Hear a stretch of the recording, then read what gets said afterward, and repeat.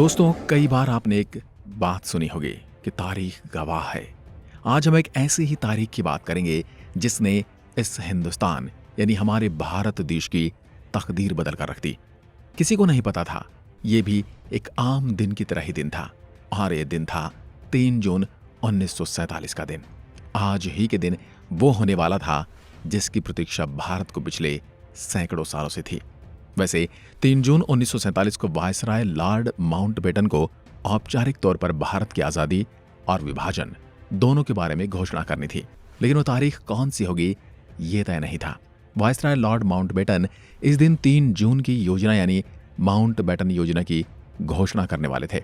उनके इस ऐलान के ठीक एक रात पहले कांग्रेस और मुस्लिम लीग के नेताओं के साथ उनकी 2 बैठकें हुई थी, जिसका जिक्र डोमिनिक लैपियर और लैरी कॉलिंस की पुस्तक फ्रीडम एट मिडनाइट में मिलता है। वो लिखते हैं कि तब वायसराय भवन के लंबे बरामदे में उस रात अंधेरा और सन्नाटा पसरा हुआ था। लैपियर और कॉलिंस लिखते हैं कि 2 जून 1947 को लॉर्ड माउंटबेटन के कमरे में समझौते के कागजों को पढ़ने सुनने के लिए 7 भारतीय नेता वायसराय से मिलने गए थे। कांग्रेस के नेताओं में जवाहरलाल नेहरू, सरदार पटेल और आचार्य कृपलानी थे।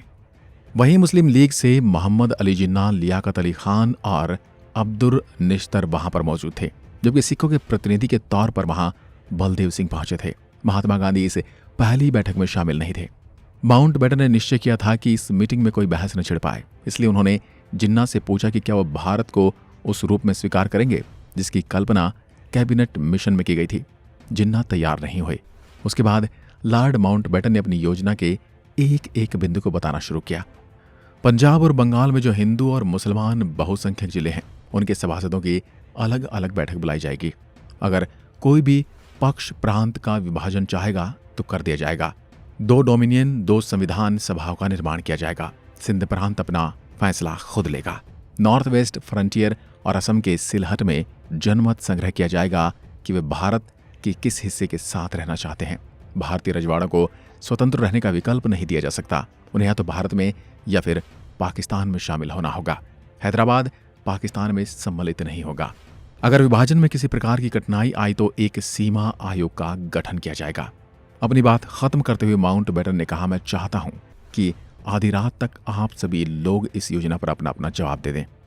उन्हें उम्मीद थी कि आधी रात से पहले मुस्लिम लीग, कांग्रेस और सिख तीनों इस योजना को स्वीकार करने के लिए अपनी रजामंदी जाहिर कर देंगे। महात्मा गांधी ने पहली बैठक में आने से इनकार कर दिया था, क्योंकि वे कांग्रेस के किसी पद पर नहीं थे, लेकिन उनका अस्तित्व पूरी बैठक पर छाया हुआ था। लॉर्ड माउंटबेटन गांधी का बहुत सम्मान करते थे, लेकिन आधी रात को एक और बैठक हुई और गांधी उसमें आए। माउंटबेटन को डर था कि गांधी कोई ऐसी बात न कह दे कि दोनों के बीच मनमुटाव हो जाए। लैपियर और कॉलिंस लिखते हैं कि माउंटबेटन अपनी कुर्सी से उठे और तेजी से महात्मा गांधी का स्वागत करने के लिए आगे बढ़े, पर अचानक वो बीच में ही रुक गए। गांधी ने अपना होठों पर उंगली रखकर उन्हें रोक दिया। वायसराय समझ गए कि आज गांधी का मौन व्रत है। इसके बाद माउंटबेटन ने अपनी पूरी योजना समझाई। गांधी ने एक लिफाफा लिया और उसके पीछे कुछ लिखना शुरू किया। लिखते लिखते उन्होंने 5 पुराने लिफाफे भर दिए और लॉर्ड माउंटबेटन ने उन लिफाफों को आने वाली पीढ़ियों के लिए सहेज कर रख दिया।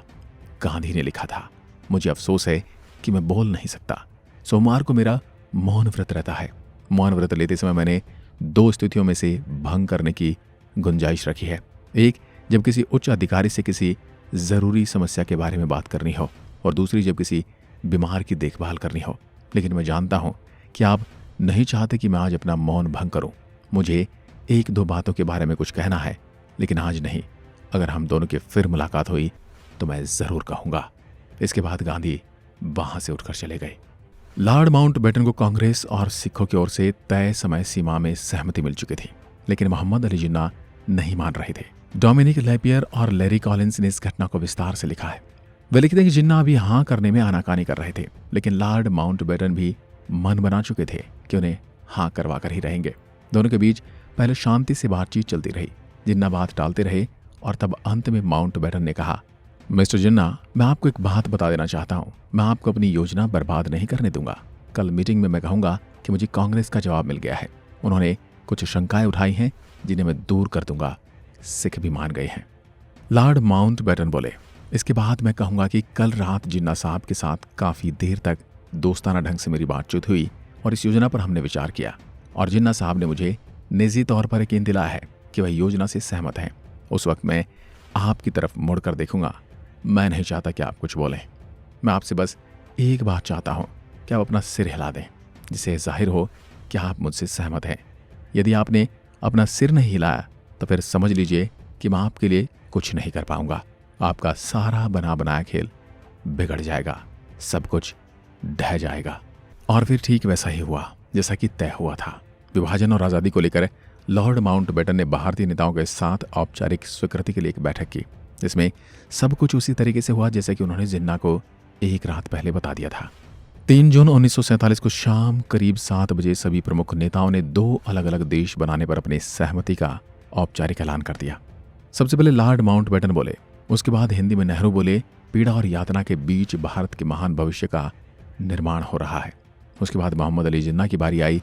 उन्होंने अंग्रेजी भाषा में भाषण दिया और पाकिस्तान जिंदाबाद के नारे से अपना भाषण समाप्त किया। उनका भाषण बाद में रेडियो अनाउंसर ने उर्दू में पढ़ा। विभाजन की सहमति रेडियो से अनाउंस हो रही थी। अगले दिन लॉर्ड माउंटबेटन को संदेश मिला कि महात्मा गांधी कांग्रेस के नेताओं से नाता तोड़कर एक प्रार्थना सभा करने वाले हैं और जो एक रात पहले बैठक में न कह सके वो आज कहेंगे।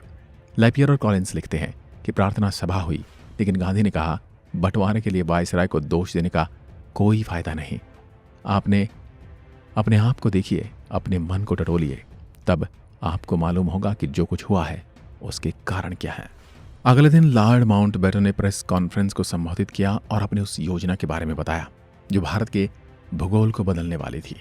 सभी लोग ध्यान से वायसराय का भाषण सुन रहे थे और सवालों की बौछार हो रही थी। तभी एक ऐसा सवाल आया जिसका उत्तर तय नहीं था।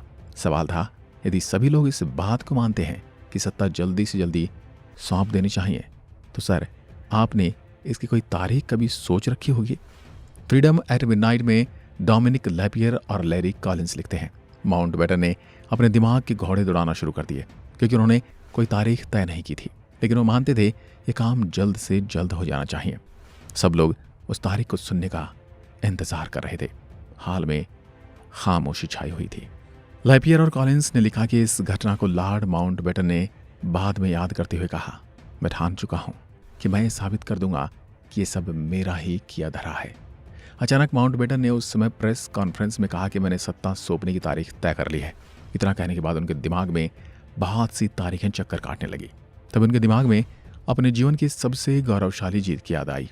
उनके नेतृत्व में जापान की सेना ने आत्मसमर्पण किया था।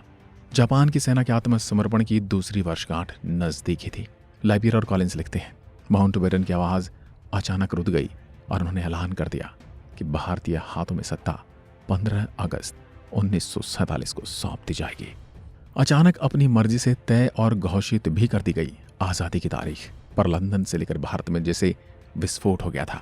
किसी ने सोचा तक नहीं था कि लॉर्ड माउंटबेटन भारत में ब्रिटेन के इतिहास पर इस तरह पर्दा गिरा देंगे। आखिरकार 14 और 15 अगस्त की दरमियानी रात को भारत का बंटवारा हो गया और पाकिस्तान नए मुल्क के तौर पर अस्तित्व में आ गया। अब दोनों देश आजाद थे पर एक नहीं। आज की वीडियो में बस इतना ही। अगर वीडियो पसंद आए तो लाइक कीजिए और ऐसी वीडियो देखने के लिए हमारे चैनल को सब्सक्राइब जरूर करें। धन्यवाद।